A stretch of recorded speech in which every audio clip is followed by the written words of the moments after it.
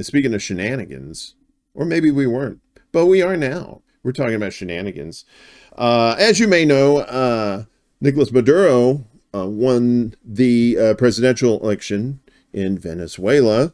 And of course, the U.S. doesn't like that because Maduro does not play ball with the United States. At least he doesn't play ball the way they want him to. He basically kicks them in the balls, and they don't like it when he does that.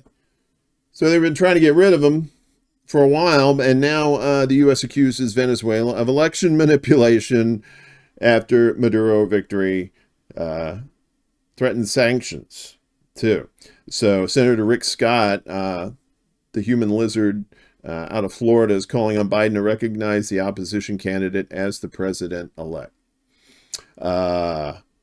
U.S. officials on Monday accused Venezuela of election manipulation and suggested more sanctions could be imposed on the country after President Nicolas Maduro secured a third 6-year presidential term. Venezuela's election authorities said Maduro won 51% of the vote, while the leading opposition candidate, Edmundo Gonzalez, received 44%. The opposition is disputing the results, claiming that Gonzalez really won by a wide margin. Of course they did. Two U.S. officials speaking to reporters called on the election authority to release a detailed breakdown of the vote. I think what we would like to see happen next is have the National Electoral Council publish the detailed precinct-level results to see if they do, in fact, have the receipts that can both verify and justify the electoral results that they announced the other night, one of the officials said. But this is all well and good, but they had 800 election observers there. 800.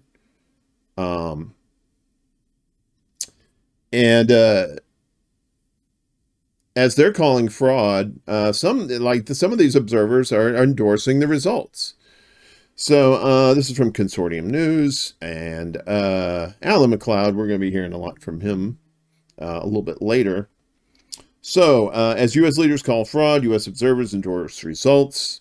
Western media appeared as eager as the U.S. government to undermine the elections in Venezuela and agitate for political strife.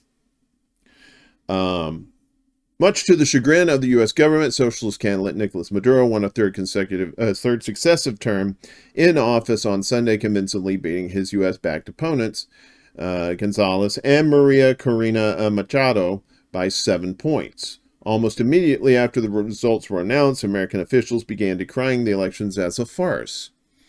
And this fucking lizard guy, Antony Blinken, we commend the Venezuelan people's courage and commitment to democracy in the face of repression. He said, we have serious concerns that the result announced does not affect the will or the votes of the Venezuelan people. The will or the votes of the Venezuelan people is actually code for the 3-letter agencies in the United States and their handlers. It is critical that every vote be counted fairly and transparently, blah, blah, blah, blah, blah. Thirsty Marco Rubio, Aquaman, as he's known in some parts, a longtime Venezuela hawk, went further, stating, everybody knows massive voter turnout like the one today in Venezuela would result in a massive loss by Maduro. The only way he wins is with massive fraud. He went on to say that Maduro should have lost by 40 points and would immediately institute a communications blackout across the country in an effort to cement his rule. So statements like these completely contrast the accounts and testimony of dozens of American electoral observers in Venezuela, many of whom had spoke with Alan at Mint Press News. I don't agree with Marco Rubio, says Wyatt Sowers, a representative of the International People's Assembly, explaining that the U.S. has tried to destabilize and undermine the legitimacy of basically every Venezuelan election in recent memory, at least in the last 25 years, when they instituted, what is it, the Bolivarian Constitution. Ahead of the election, they always put out statements and media pieces declaring the election a fraud before it even happens. But what we have witnessed this week is tons of support for the Maduro government amongst the people here. He visited several polling stations in the Caracas area and noted that the turnout was massive, with hundreds of people inside the voting stations at any given time. And the other day, we showed you with the combo couch, had the step-by-step breakdown of what the voting process there was like.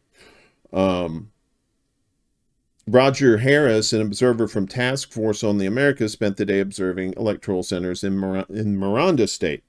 He and others told Mint Press that opposition supporters were perfectly happy to publicly announce their allegations and express their grievances with the government. Despite their opposition to socialism, most retained confidence in the electoral system. And of course, no comparison with the U.S. That's why I say the unironic.